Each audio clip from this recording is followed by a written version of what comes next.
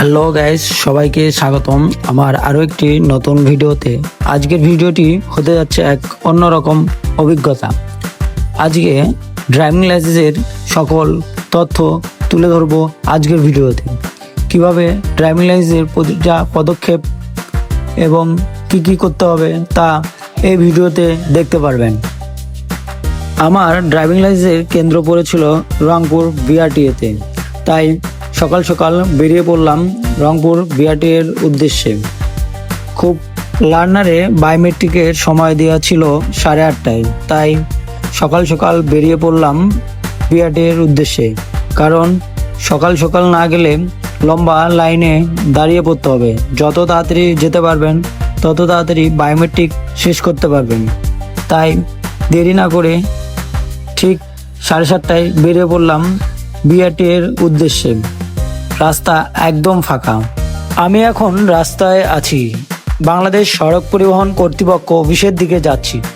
সকালে বের হয়েছি, রাস্তা এখন মোটামুটি একদম ফাঁকা, কোনো যানবাহন নাই বললেই চলে।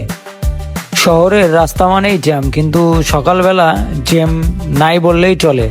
এখানে ট্রাফিক পুলিশ খুব সুন্দরভাবে গাড়ি নিয়ন্ত্রণ করে। রাস্তার দুই পাশে দোকানপাট সকাল হওয়ার কারণে এখনও খোলেনি, কিন্তু সময় বাড়ার সাথে সাথে ঠিকই দোকানপাট খুলে যাবে এবং মানুষের ব্যস্ততা বেড়েই চলবে। এভাবেই দেখতে দেখতে আমি পৌঁছে গেলাম বাংলাদেশ সড়ক পরিবহন কর্তৃপক্ষ বিআরটি এর অফিসে। এখন দেখি ভিতরের কি অবস্থা। বিআরটি অফিসের দিকে চোখ পড়তেই দেখতে পেলাম সকাল হওয়ার সাথে সাথেই অনেকজন যারা ড্রাইভিং পরীক্ষা দিবে তারা মূলত এসে পৌঁছে গেছে। খুব সকালেই চলে এসেছে তারা। এর পাশেই চোখ পড়ে গেল মডেল মসজিদ। ইসলামিক ফাউন্ডেশন বাংলাদেশের তত্ত্বাবধানে নির্মিত আধুনিক মসজিদ। ধর্মীয় ইবাদত পাশাপাশি শিক্ষা ও সামাজিক কার্যক্রমের কেন্দ্র এটি। প্রায় প্রতিটি জেলা ও উপজেলায় তৈরি করা হয়েছে এই মসজিদটি। বিআরটি অফিসের দেওয়ালে হঠাৎ চোখ পড়ে গেল ট্রাফিক সিগন্যালের চিহ্নগুলো, এবং সবাই এখানে লাইনে দাঁড়িয়ে বায়োমেট্রিক দেওয়া সম্পূর্ণ শেষ করলাম। কত সুন্দরভাবে চিহ্নগুলো এখানে দেওয়া হয়েছে। ট্রাফিকের সব নিয়মকানুন এখানে বলা আছে। দীর্ঘ 10 মিনিট লাইনে দাঁড়িয়ে বায়োমেট্রিক শেষ করে চলে আসলাম রিটার্ন পরীক্ষা দেওয়ার জন্য। রিটার্ন পরীক্ষা শেষ করে প্রায় 2 ঘন্টা অপেক্ষা করে রিটার্ন পরীক্ষার ফলাফল প্রকাশ করছে।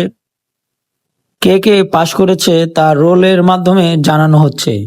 আমি এখন দাঁড়িয়ে আছি বাংলাদেশ সড়ক পরিবহন কর্তৃপক্ষ অফিসের ভাইবা লাইনে।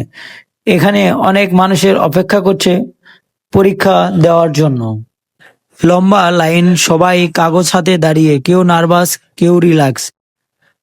ভাইবা শেষ করে চলে আসলাম জিগজ্যাগ দেওয়ার জন্য। জিগজ্যাগ মানে হলো সোজা না গিয়ে বাঁকা নিয়ে এস শেপ গাড়ি চালা। ভিডিওটি ভালো লাগলে অবশ্যই সাবস্ক্রাইব করবেন।